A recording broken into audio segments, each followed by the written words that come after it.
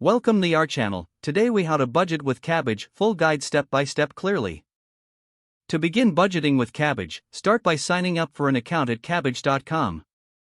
Provide your business information and link your bank account for seamless integration. Once signed up, access the dashboard to view your financial overview.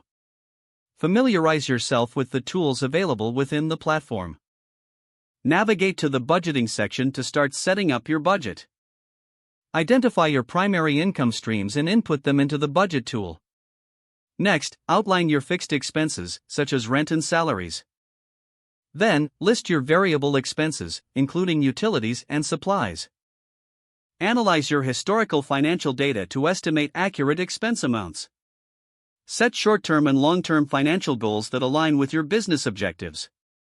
Create budget categories to compartmentalize different areas of spending. Allocate funds to each category based on your estimations. Utilize Kabbage's forecasting tools to project future income and expenses. Monitor your budget regularly to track actual spending against your planned amounts. Adjust your budget as needed to reflect any changes in your business environment. Review your progress towards your financial goals on a monthly basis. Take advantage of Kabbage's insights to identify trends in your spending. Compile reports to analyze your financial health over time. Stay disciplined by adhering to the budget you've created. Engage with the Kabbage community or customer support for tips and best practices. Continuously refine your budgeting process as your business evolves. If the page does not load, refresh the browser or try again in a private or incognito window.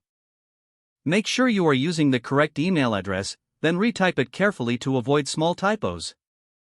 If your password is not accepted, use the reset option and create a new strong password you can remember.